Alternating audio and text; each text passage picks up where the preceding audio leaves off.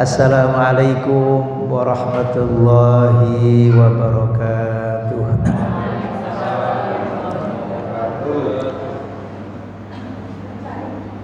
Alhamdulillahi rabbil alamin. Alhamdulillahilladzi anzala as-sakinata fi qulubil mu'minin liyazdadu imanan ma'a imanihim.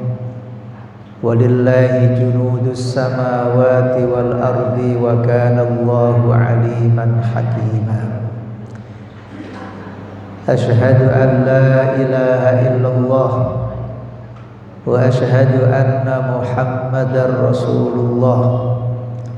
Allahumma salli wa sallim wa barik ala sayyidina wa habibina Muhammadin sallallahu alaihi wasallam wa ala alihi wa ashabihi ajma'in.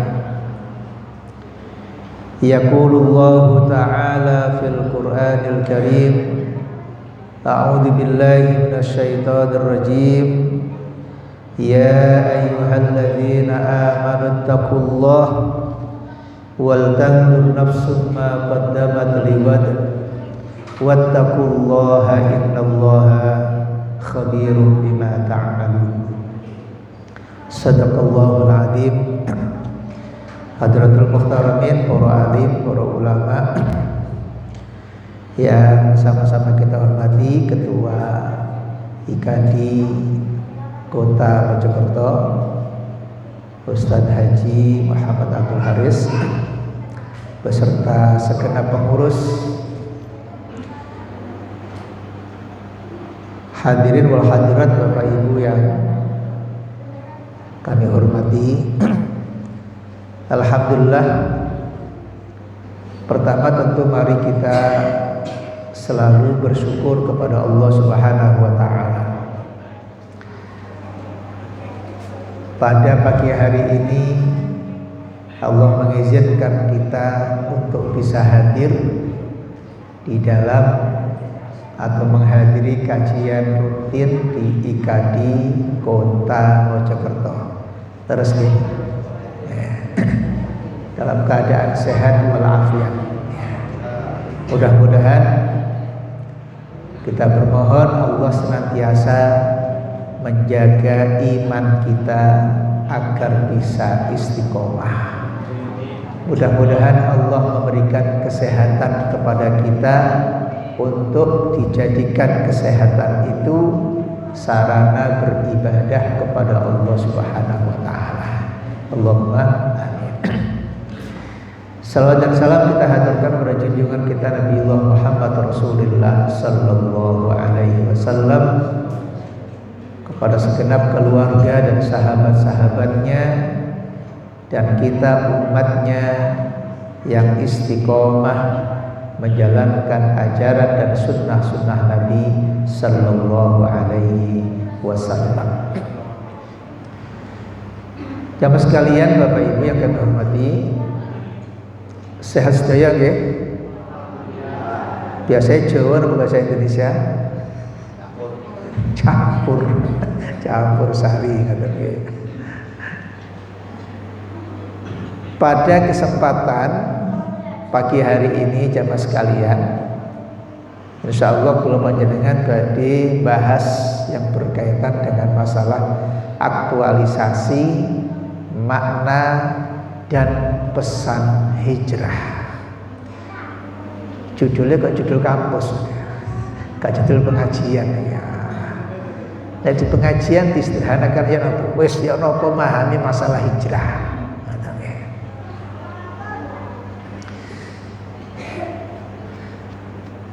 Sebelum kita bahas hijrah, Bapak Ibu sekalian, kalau tanglet tentang jenengan sedaya. Hijrah niku artinya napa sih hijrah? Napa? Pindah, pindah nang ndi? Wong kota iku muhajirin sedaya niku. Asli wong kampung pindah ke kota. Muhajirin nggih. Insyaallah kita akan bahas tentang hijrah. Monggo ingkang nembe rawuh saged mlebet kosong, tempatnya masih kosong di dalam. Nanti kalau enggak cukup baru bisa di luar. Okay. Waktu kita enggak panjang, kita usahakan jam 9 selesai. Ya napa? Kedawan Ustaz jam 9. Ini puasa sedaya toh? Nggih. Hari ini puasa sedaya nggih. Niki puasa Asyura nggih.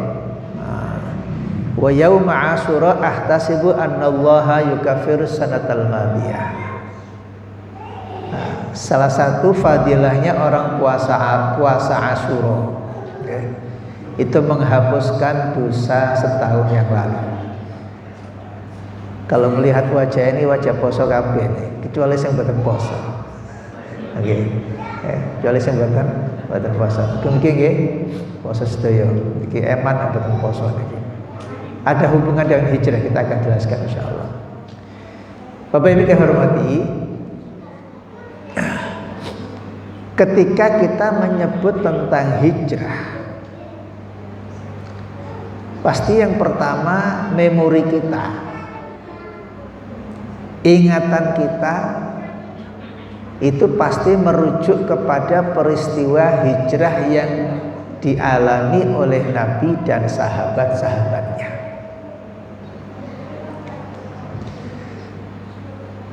Anak-anak TPA aku pun belajar diulangi dari guru-guru nih tentang hijrah. Dulu waktu kita di SD, di MI, di MTS juga pernah diajarkan tentang hijrah. Hijrah di masa Nabi Sallallahu Alaihi Wasallam ini sekaligus murojaah, ngulang-ulang malih. Berapa kali terjadi hijrah di masa Nabi Sallallahu Alaihi Wasallam?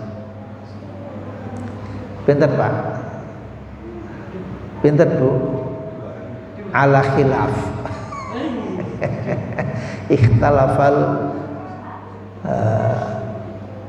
hadirun, berbeda pendapat di antara para hadirin.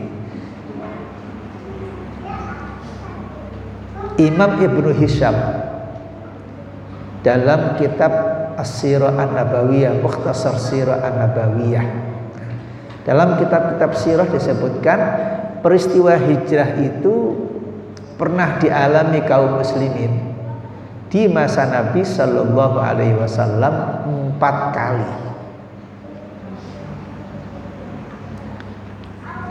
Hijrah yang pertama dan yang kedua itu hijrah ke Habasyah. Habasyah itu jauh dari wilayah Saudi, adanya di Afrika, nyebrang laut ya, di Ethiopia. Nah, pada masa itu ada seorang raja yang adil, pengaruhnya besar, yang memimpin masyarakatnya dengan cara yang adil, dan Nabi Shallallahu Alaihi Wasallam memerintahkan sahabat untuk ke sana.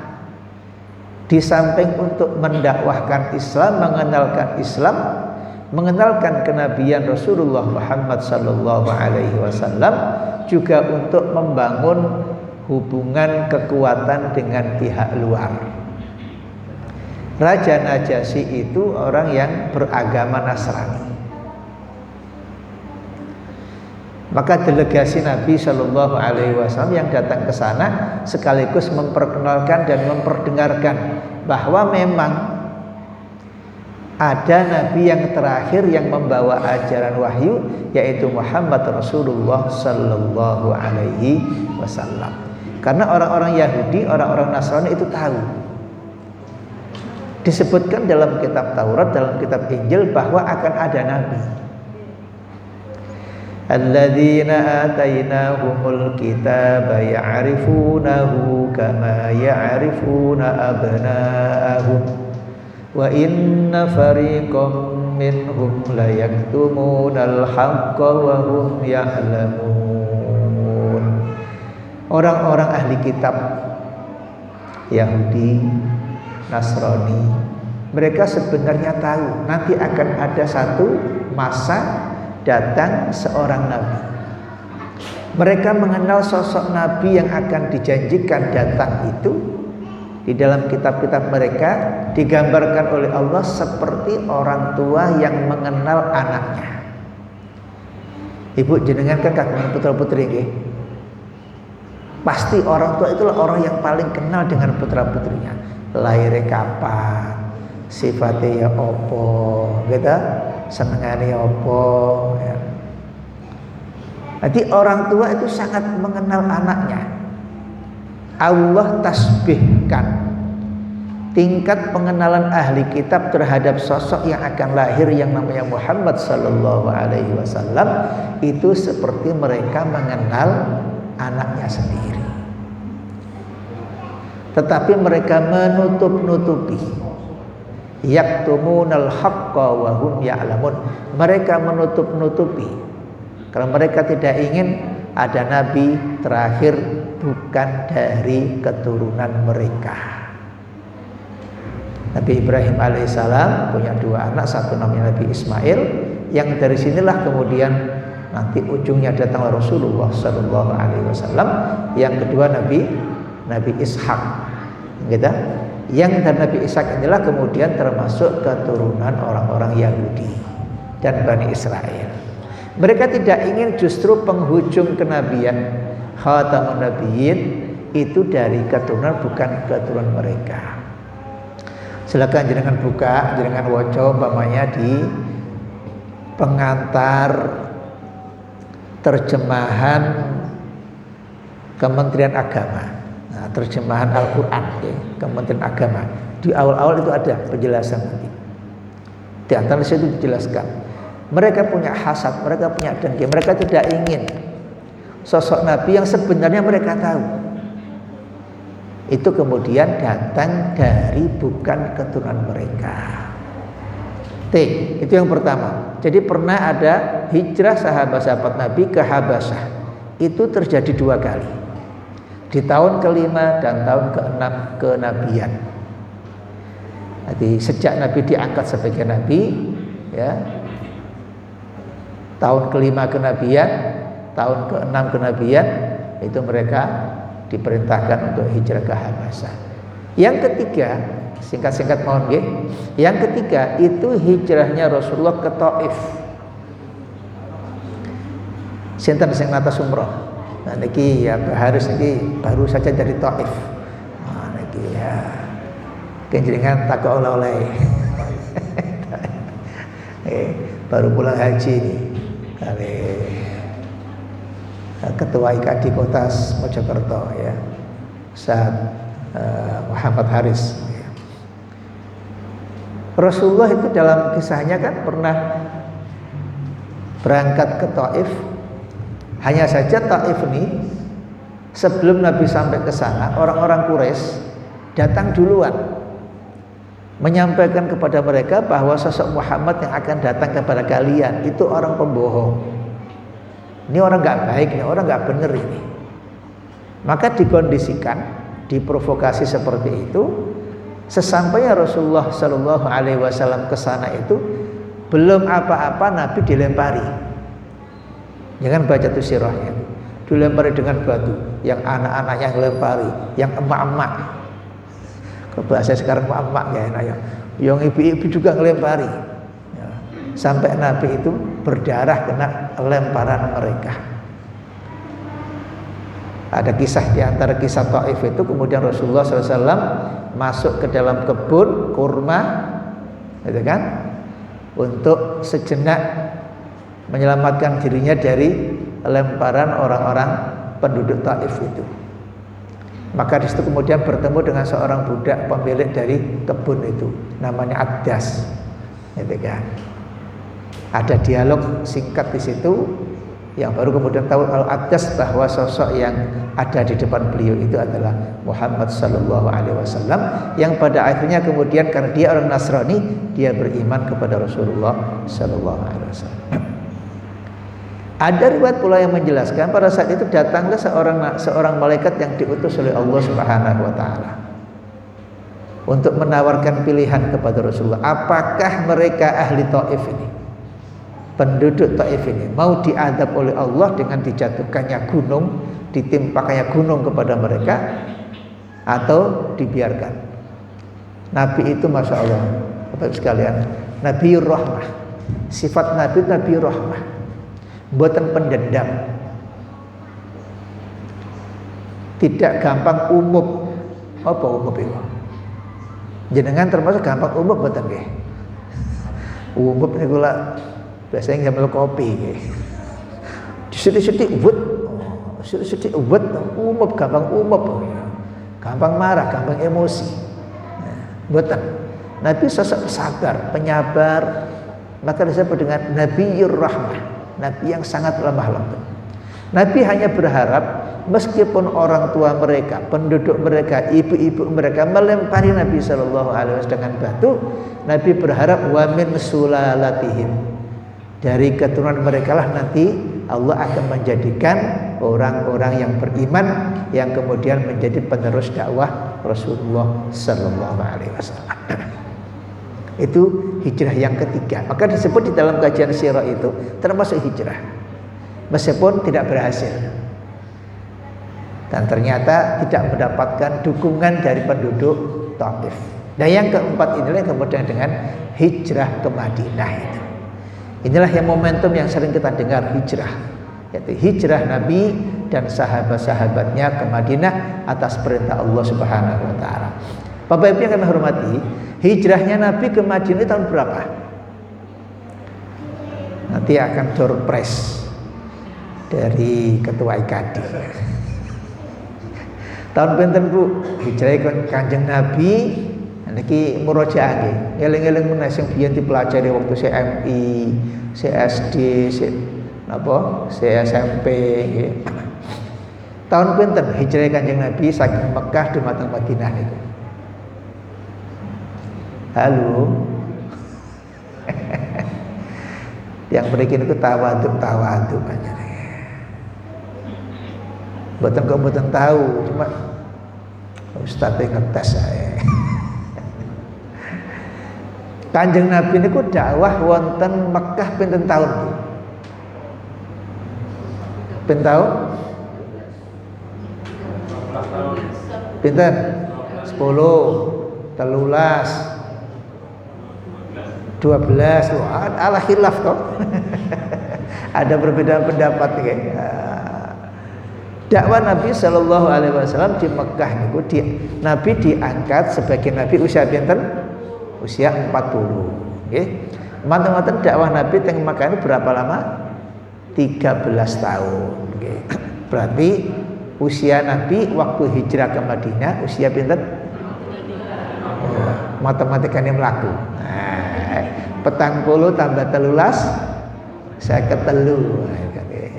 Ketika Nabi hijrah ke Madinah usia 53 tahun. Ketika Nabi hijrah di Madinah sampai meninggal dunia berapa tahun di Madinah? 10 tahun. 40 tambah 13 tambah 10. Pinten? 63. Disitulah kemudian Allah mentakdirkan usia Kanjeng Nabi Shallallahu Alaihi Wasallam datang ajal pada usia 63 tahun. Nabi di Mekah sebelum diangkat sebagai Nabi 40 tahun, diangkat sebagai Nabi usia 40 tahun dengan datangnya wahyu yang pertama, Iqra bismi rabbikal ladzi khalaq. Setelah itu dakwah Nabi 3 tahun Siriyah. Syria itu dakwah sembunyi-sembunyi. Memang belum ada perintah untuk jahriyatud dakwah, untuk berdakwah secara terang-terangan. 3 tahun. Nabi ngejak kono, ngejak kene, ngejak bojone, ngejak dulure, ngejak ponakane, ngejak. Jadi pendekatan ke orang-orang terdekat Nabi.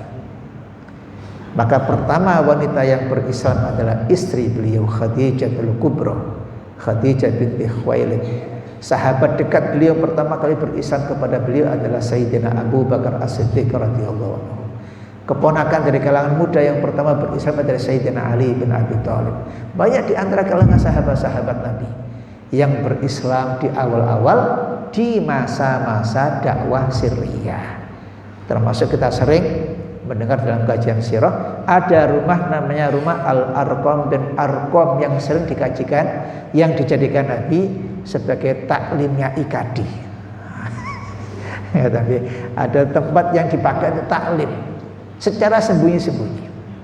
Sampai ada kemudian perintah wa anzir ashiratakal aqrabin.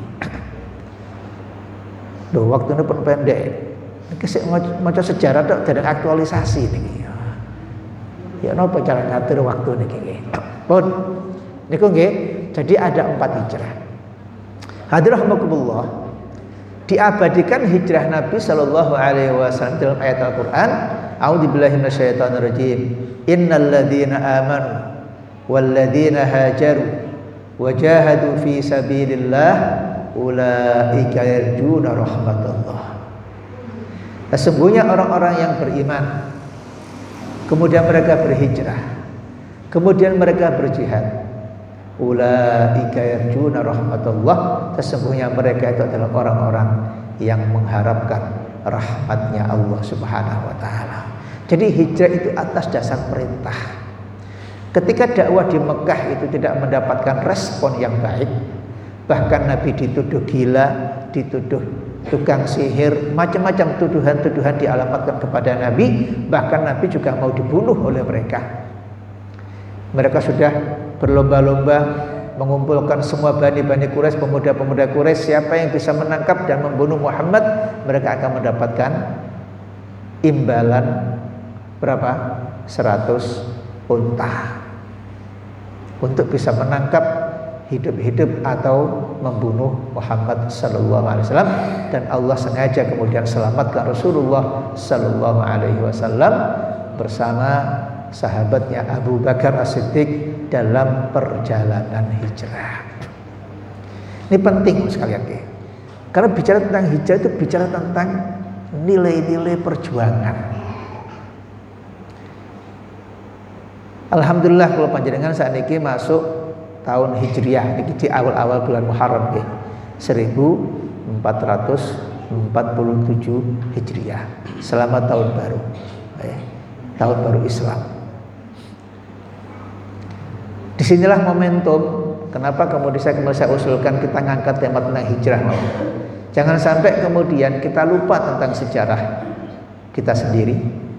Jangan sampai kita kemudian juga lupa tentang bagaimana kalender Islam itu diawali, dan tentunya di situ mengandung sejarah, makna dan pesan-pesan yang sangat penting yang insya Allah mudah-mudahan bisa kita sampaikan pada kesempatan singkat hari ini. Yang kedua, Bapak Ibu sekalian,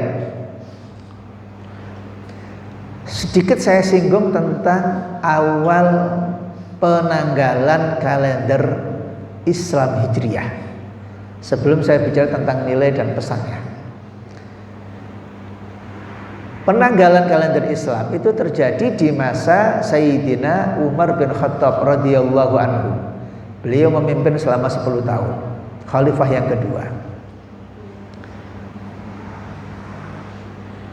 Gubernur Basrah Abu Musa al-Asy'ari waktu itu berkirim surat kepada Sayyidina Umar bin Khattab bahwa surat-surat yang selama ini dikirimkan dari kantor pusat kekhilafahan di masa Umar bin Khattab radhiyallahu anhu kepada beliau sebagai seorang gubernur di Basrah, itu suratnya tidak ada tanggalnya, tidak ada bulannya, tidak ada tahunnya.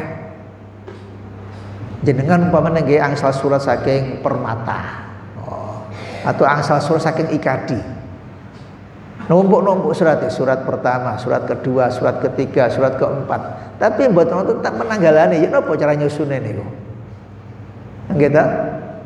Bingung kan, iki sing dhisik sing endi surate iki? Oh, mboten wonten tangane, mboten wonten nomere. Nek sakniki kan selalu ada nomere, ada nomor surat. Kemudian nomor 2 hal lampiran, nggih. Nomor titik 2 nomor surat. Terus lampiran titik 2 kosong atau berapa lampiran. Nomor 3 apa? Hal, undangan, lamaran, apa balik? Macam-macam ya. Baru kemudian kepada yang terhormat. Nah, saya pikir ngoten distandarkan. Yang menikah betul-betul tanggalnya tidak ada bulannya, nggak ada tahunnya. Maka beliau mengusulkan kepada Sayyidina Umar supaya dibuatlah kemudian kalender penanggalan untuk penanda bahwa kita punya tanggal sekian, bulan sekian, hal ini dan seterusnya.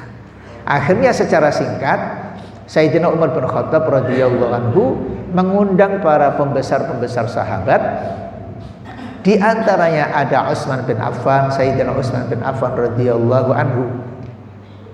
Di antaranya ada Sayyidina Ali karramallahu wajhah. Dan sahabat-sahabat yang lain ada Ubaidillah. Muncullah dalam musyawarah itu Sayyidina Umar melemparkan satu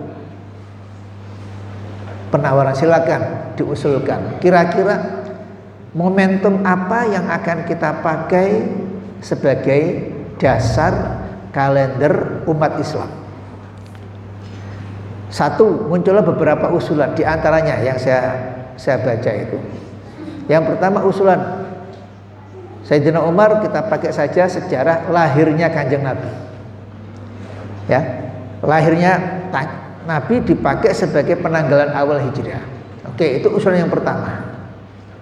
Usulan yang kedua, ada yang usul hari meninggalnya Rasulullah sallallahu alaihi wasallam. Yang ketiga, ada usul saat hijrahnya Nabi dan sahabat-sahabat ke Madinah. Dari tiga pilihan ini kemudian Sayyidina Umar bin Khattab radhiyallahu anhu atas usulan Sayyidina Ali bin Abi Thalib ya, kemudian menerima dan mengusulkan untuk disepakati kalender hijrah itu berdasarkan sejarah hijrahnya Nabi dan sahabat-sahabat dari Mekah ke Madinah. Paham ya? Nah, biar tahu kita kalau yang dipakai tanggal kelahiran Nabi itu mirip-mirip kayak orang-orang Nasrani yang meyakini tentang kelahiran Yesus. Ya kan? Kalau kemudian yang dipakai itu adalah saat kematian Rasulullah sallallahu alaihi wasallam, itu amul hazan, sedih itu. Orang sedang sedih kok diperingati. Enggak ada nilainya, enggak ada hirupnya, enggak ada semangatnya. Kanjeng Nabi sedo itu kan amul hazan. Sebagaimana juga pamannya beliau meninggal, Abu Thalib, amul hazan. Istri beliau Khadijah meninggal juga amul hazan, disebutkan dalam kitab sirah namanya amul hazan. Tahun-tahun kesedihan, termasuk sedihnya sahabat-sahabat ketika meninggalnya Rasulullah sallallahu alaihi wasallam. Maka yang disepakati adalah momentum hijrahnya Nabi dan sahabat-sahabat dari Mekah ke Madinah. Ini yang harus dipahami. Jangan sampai kemudian kita diingatkan kembali dengan pergantian tahun hijrah itu, tapi kita kehilangan spiritnya. Kita kehilangan maknanya. Kita nggak bisa memaknai dan kemudian kita nggak ada yang dirubah. Tidak ada perubahan dalam diri kita. Seakan-akan kayak pergantian tahun begitu saja. Nah, disinilah kenapa kemudian kita coba untuk mengangkat dan mudah-mudahan nanti kalau ada waktu bisa didialogkan. Hadirin rahimakumullah.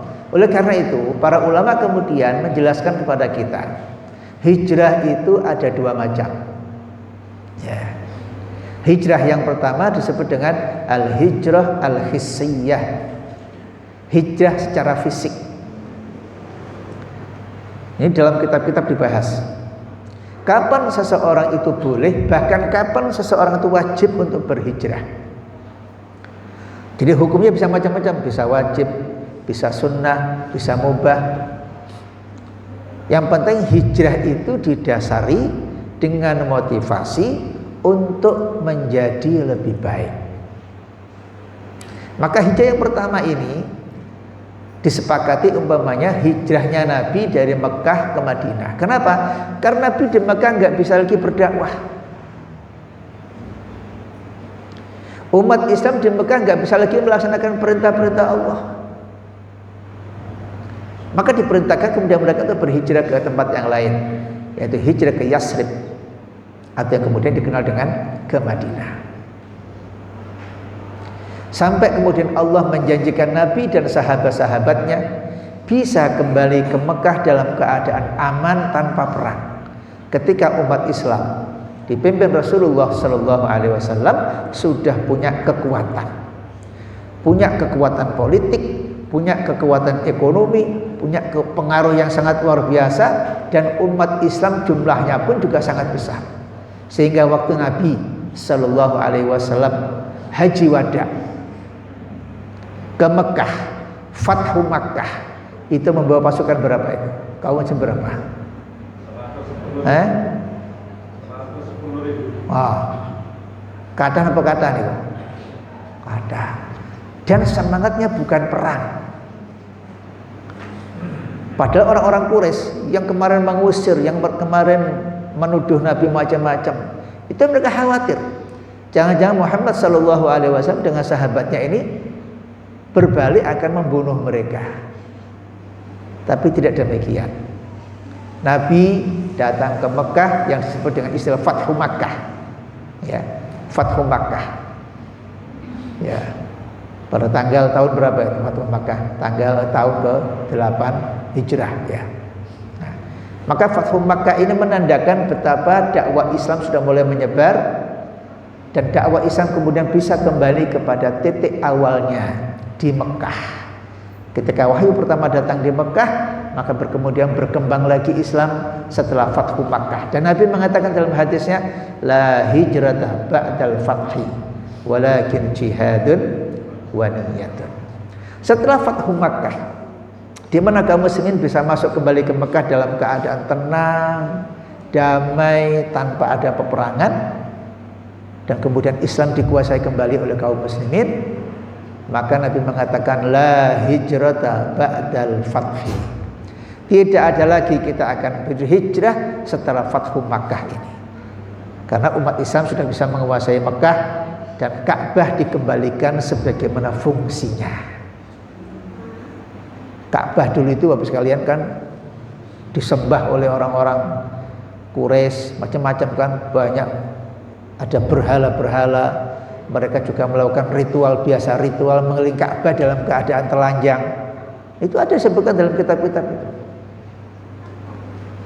Berubah tradisinya, zaman Nabi Ibrahim sudah ada haji itu, tapi praktek hajinya dalam perjalanannya itu sudah mulai menyimpang dan jauh dari yang diajarkan oleh para nabi dari Nabi Ibrahim alaihissalam, apalagi Nabi Rasul Muhammad Sallallahu Alaihi Wasallam. Maka kemudian berfungsi kembali sebagaimana sekarang ini. Karena orang sholat itu harus mengikuti cara sholatnya Rasulullah. Sallu kama ra'aitumuni usolli. Orang berhaji juga harus mengikuti cara haji Rasulullah. Khudu anni manasikakum. Berhajilah kalian sebagaimana aku berhaji. Bu, teng Mojokerto niki daftar haji saiki pinten tahun, Bu? Katanya guru daftar iki karo iki. Pinten, Bu? Nah, teng Mojokerto teng ngene Sidoarjo niku 36 tahun. Nah, jenengan saniki umure 30, daftare 2025 tambah 36, mungkin berangkat haji umur pinten? 30 tambah 36, umur pinten? Oh, sik enom 66, sik kuat. Tapi nek jenengan hajine haji plus ya harus cepet nih ya. Haji plus paling nggih nunggune pinten? 5 tahun apa 7 tahun nggih. Nek haji reguler nunggune lebih lama. Jadi haji itu harus mengikuti cara haji yang diajarkan Rasulullah sallallahu alaihi wasallam. Orang yang haji itu pasti umroh. Orang yang umroh belum tentu haji. Nek kulo ditangget tisat haji dhisik apa umroh dhisik sat?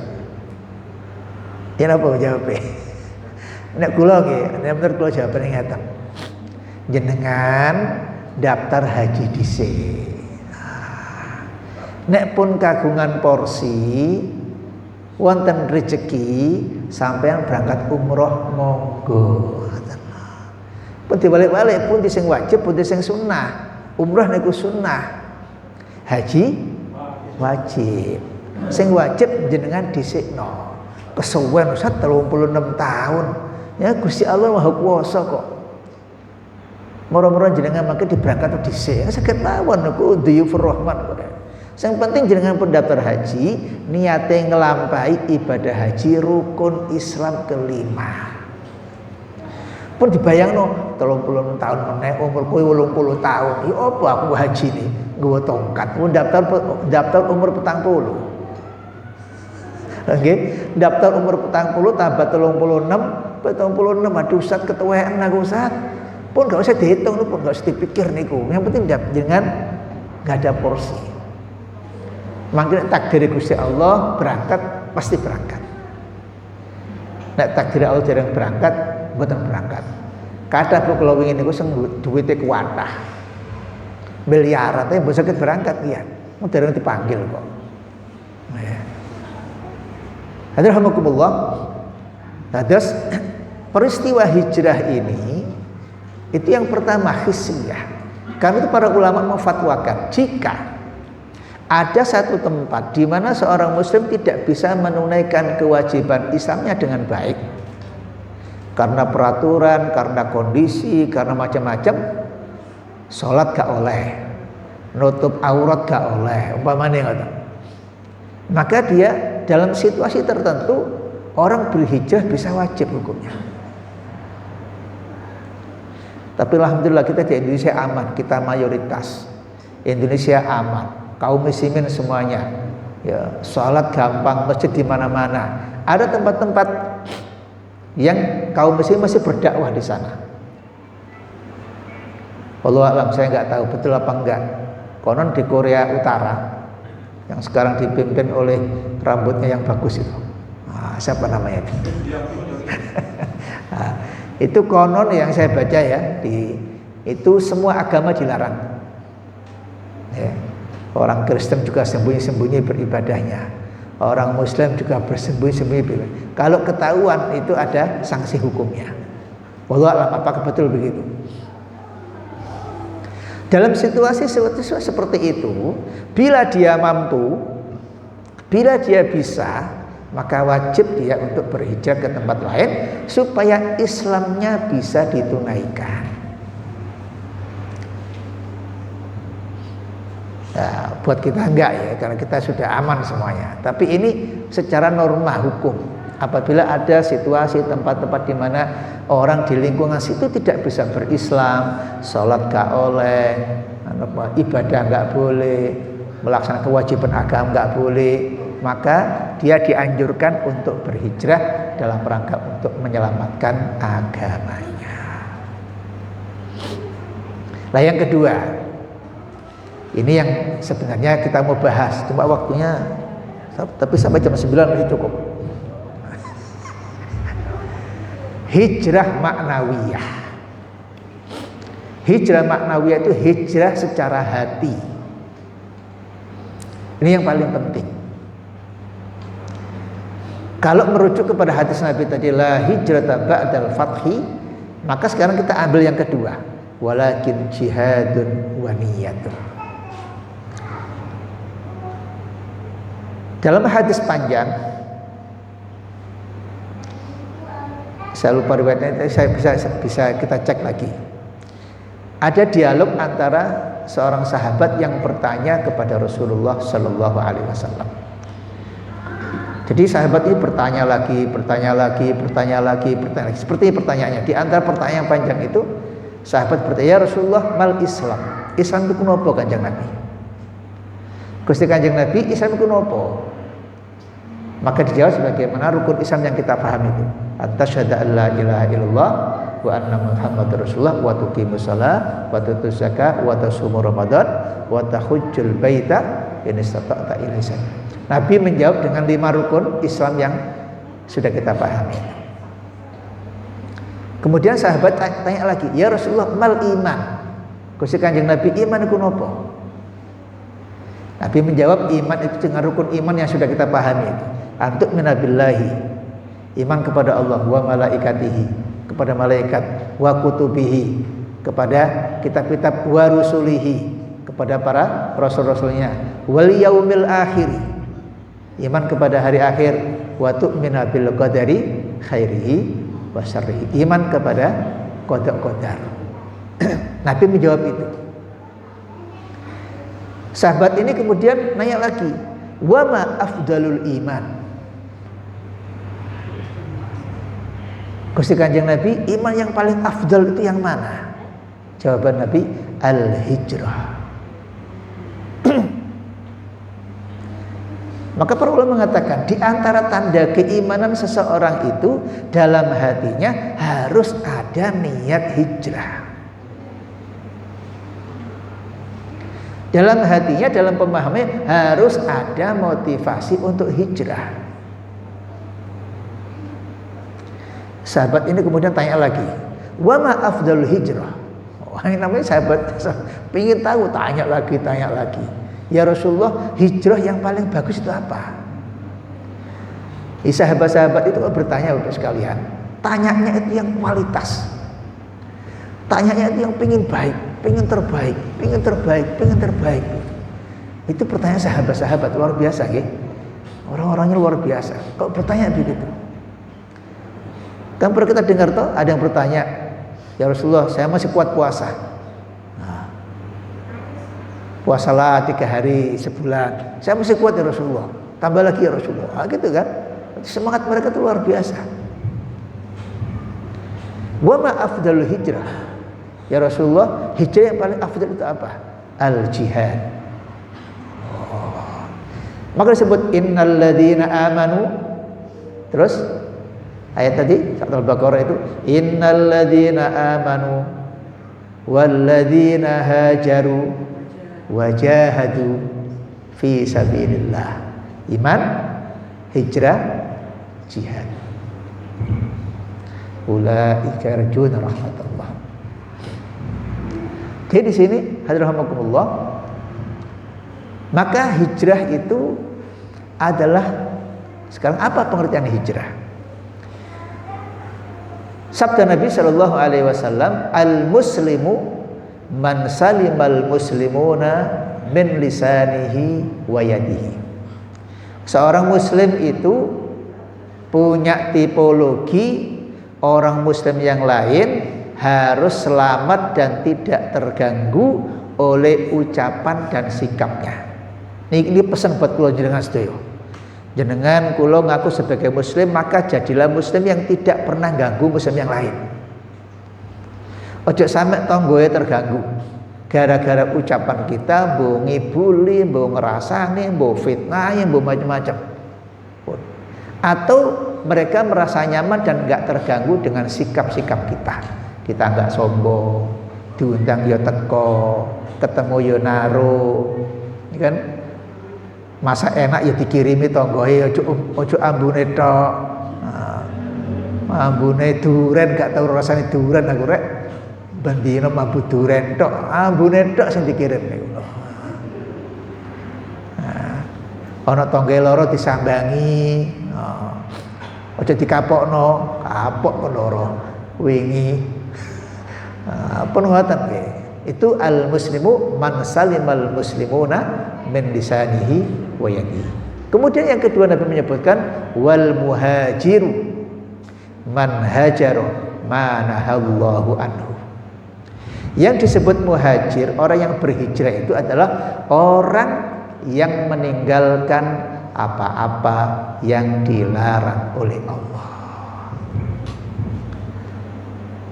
Jadi kalau kita ingin menjadi ahli hijrah, dalam hati kita harus ada semangat untuk berusaha menjadi muslim yang tidak gampang bermaksiat. Itu hijrah artinya. Yang tidak gampang berbuat dosa. Kalaupun kita berbuat salah, berbuat dosa, bersegeralah untuk bertaubat kepada Allah. Wasari'u ila maghfiratin mir rabbikum. Ustaz kula jenengan lak menungso, Ustaz. Iya menungso. Padha ya. Biasa salah. Kita ini kan mahalul khata' wa nisyan, Ustaz. Tempatnya salah, tempatnya dosa. Iya, tapi jangan menikmati dosa. Jangan menikmati kesalahan. Mungkin saja kita salah, mungkin saja kita dosa. Karena satu dan lain hal, kadang kepeksa, kadang karena nggak tahu, ya. Maka kita punya kesempatan untuk memperbanyak istighfar dan taubat kepada Allah Subhanahu wa taala. Tapi muhajir itu dikatakan sama Nabi, wal muhajir, orang yang berhijrah itu wal muhajiru man hajaro ma nahallahu anhu. Ahli hijrah itu adalah orang yang punya semangat untuk berhijrah, berpindah, berganti, berubah, meninggalkan hal-hal yang dilarang oleh Allah Subhanahu wa taala. Maka dalam pengertian yang kedua ini para ulama memperluas maknanya. Hijrah itu artinya semangat kita untuk menjadi lebih baik. Hijrah itu artinya semangat kita untuk meninggalkan hal-hal yang buruk kepada yang baik. Yang kemarin pengajian gak tahu teko, saiki teko pengajian, itu hijrah namanya.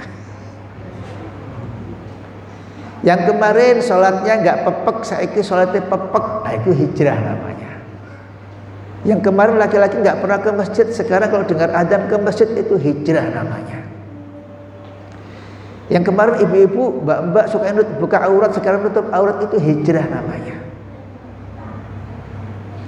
Yang kemarin belum bisa baca Quran, sekarang bisa baca Quran, itu hijrah namanya. Begitu Bapak sekalian.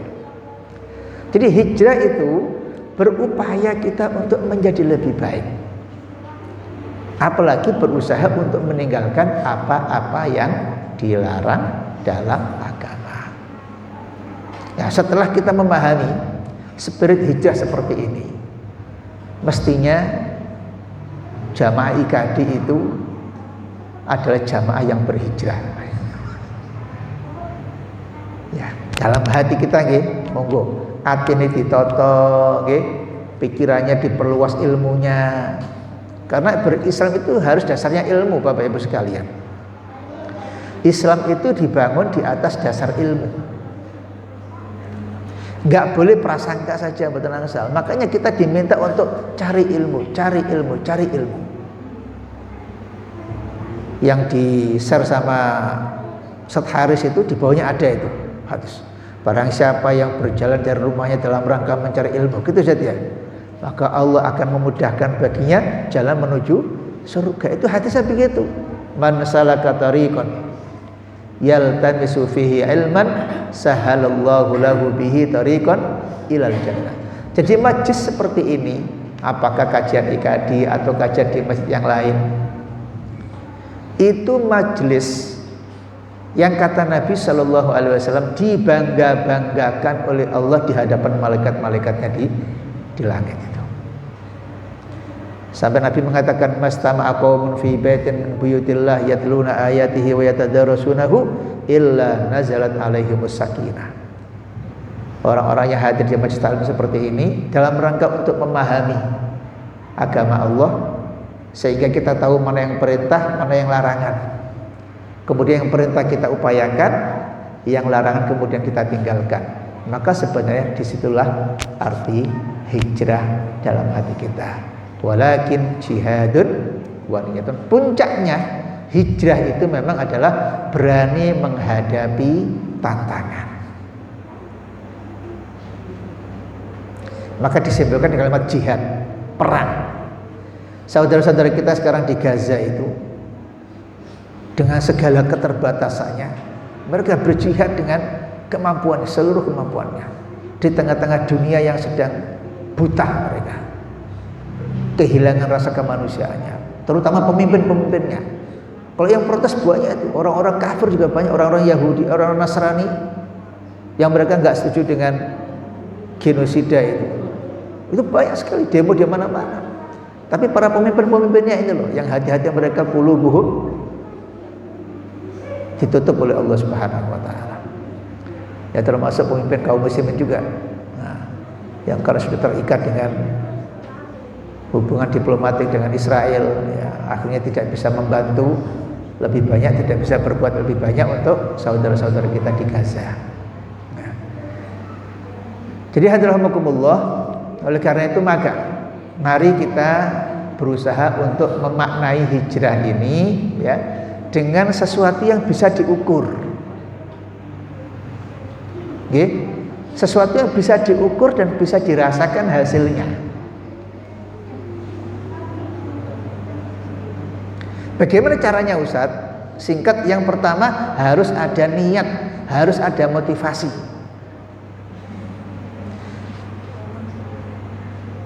Orang niat dalam Islam, niat saja sudah dapat pahala loh. Gimana bang? Niat saja, niat baik, niat saja belum dilakukan kebaikan, masih niat saja itu sudah mendapatkan satu pahala. Man hamma bihasanatin falahu biha hasanah. Kalau niatnya kemudian dilaksanakan, apalagi pahalanya bisa 1 dilipat gandakan 10 bisa dilipat gandakan 700, bahkan wallahu yudhaifu liman yasha. Allah bisa menambahkan pahala yang tidak terbatas. Tapi kalau orang niatnya berbuat maksiat, niat dosa, maka niatnya belum ditulis dosa sampai orang itu melakukan apa yang dia niatkan. Wes aku niat tak ndelok sing elek-elek. Aku tak niat bejui. Aku tak niat, dalam hatinya ada pengen mau menipu, mau mencuri, mau korupsi, apalagi mau memfitnah. Nah, ketika itu masih ada dalam kerentek saja, dalam Islam itu belum ada dosanya. Subhanallah. Itulah sifat Rahman Rahim Allah. Betapa banyak dosa kita. Kalau dalam pikiran kita banyak kan, macam-macam kan pikiran kita itu. Nah, untung Allah punya sifat Rahim Rahim, sehingga orang yang berniat negatif, berniat maksiat, belum ditulis dosa sampai niatnya itu dilakukan. Adapun orang yang berniat kebaikan, setiap niat kebaikan itu ditulis pahala. Ketika dilaksanakan kebaikan, pahalanya berpeluang dilipat gandakan. Itulah sifat Rahim dan Rahman Allah kepada kita semuanya. Oleh karena itu sekalian, mari memaknai hijrah ini dengan sesuatu yang bisa terukur, dengan sesuatu yang bisa dirasakan. Kemarin saya nggak pernah tahajud Ustaz, tapi alhamdulillah salatnya sudah tertib. Cuma tahajud kok wabet. Gini apa nggih?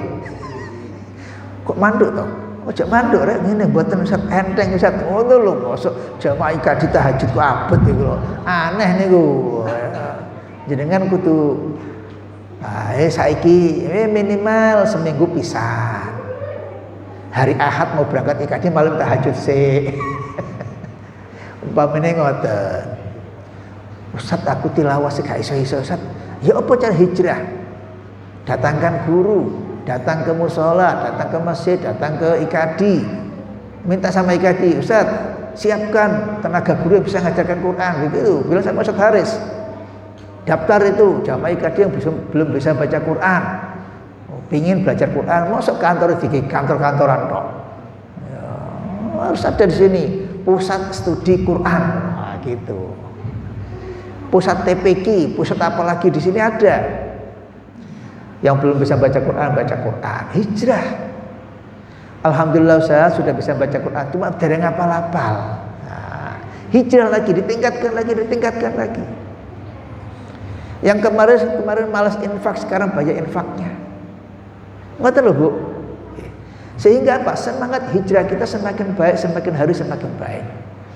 Nah, itulah yang kita harapkan, mudah-mudahan di tahun 1447 Hijrah niki nggih kula panjenengan diparingi kekuatan oleh Allah Subhanahu wa taala nggih. Dikuatkan imannya, dikuatkan Islamnya, dipanjangkan usianya, disehatkan fisiknya, diberkahi rezekinya, ya, sehingga kemudian semua kebaikan-kebaikan kita bisa kita tingkatkan dalam ketaatan kepada Allah Subhanahu wa taala. Dan kita kalau sudah sibuk dengan kebaikan-kebaikan, maka yang maksiat minggir. Ngoten Bu. Orang itu kalau banyak nganggurnya, sedikit kebaikannya, maksiatnya makin banyak. Dia akan sibuk dengan dosa, dia akan sibuk dengan maksiat. Tapi kalau orang akan sibuk dengan kebaikan-kebaikan, maka dengan sendirinya kemaksiatan akan baik. Karena itu mari sibukkan dengan niat baik. Pikiran kita baik, hati kita baik, telinga yang kita dengar baik, mata yang kita lihat baik, bicara kita baik. Sibukkan dengan kebaikan. Di mana-mana zikrullah.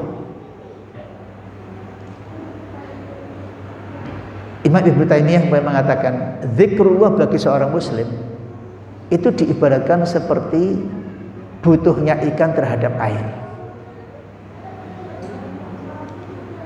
Fa kaifa idza kana al-ma'u idza kana as-samaqu bidul ma'. Bagaimanakah keadaan ikan apabila dia tidak ada air? Ya apa Pak? Hah, Bu? Ada ikan, enggak ada air. Namanya ikan goreng. Gitu. Nah, bukan air minyak nih itu orang ya. Kalau nggak ada ikan, nggak ada air pasti mati. Orang mukmin itu harus banyak zikirnya. Orang yang ahli zikir disebut sama Nabi seperti orang yang hidup. Orang yang tidak berzikir disebut seperti Nabi seperti orang mayit. Jenengan pengen jadi mayit, napa jadi wong urip? Halo, jenengan pengen urip apa pengen mati Bu? Pengen urip, banyak zikirnya. Ya apa caranya saat mau masuk kamar mandi baca doa, keluar kamar mandi baca doa, mau tidur baca doa, bangun tidur baca doa, mau makan baca doa. Di mana-mana kita berzikir. Allahumma inni a'udzubika minal khubuthi wal khaba'is. Begitu keluar ghufranak, masuk masjid, Allahumma gfirli waftahli abwaaba rahmatik. Itu kan ganti baju di depan cermin, ibu-ibu waktu bersolek di depan cermin. Napa dongane? Allahumma kama hasanta khalqi fahasin khuluqi. Banyak subhanallah walhamdulillah, subhanallah alhamdulillah wala ilaha illallah Allahu akbar, astagfirullahaladzim, astagfirullahaladzim. Masya Allah. Mari kita sibukkan mulut kita, mata kita, telinga kita dengan banyak zikir kepada Allah. Maka berkah hidup kita, berkah hidup kita. Ya, ini yang saya maksudkan dengan cara bagaimana kita memaknai hijrah, ya, mengaktualisasikan makna dan pesan hijrah. Hijrah itu spiritnya spirit perjuangan. Maka jangan menjadi muslim pemalas.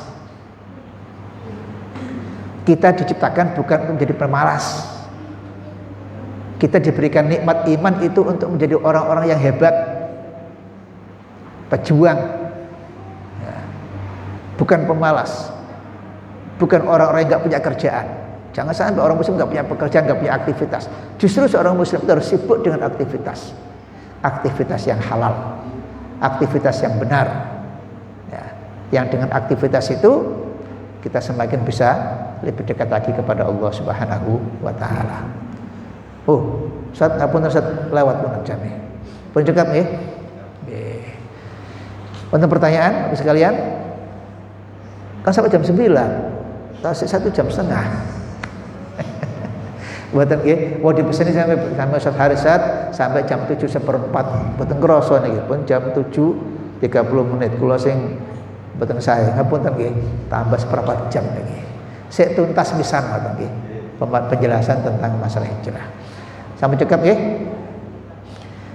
Baik, ini buat nonton pertanyaan, mari kita akhiri majelis IKADI, majelis duha pagi hari ini dengan bermohon pada Allah Subhanahu wa Ta'ala. Mari kita berdoa kepada Allah untuk diri kita, untuk anak-anak kita, untuk keluarga kita, untuk tetangga-tetangga kita. Doakan mereka, tetangga-tetangga kita, keluarga besar kita, keluarga jamaah IKADI, ya. Dan termasuk mendoakan saudara-saudara kita yang sedang kena musibah di Gaza. Kiranya Allah Subhanahu wa Ta'ala menjadikan mereka orang-orang kuat imannya dan mereka mati dalam keadaan syuhada ilallah. Al-Fatihah.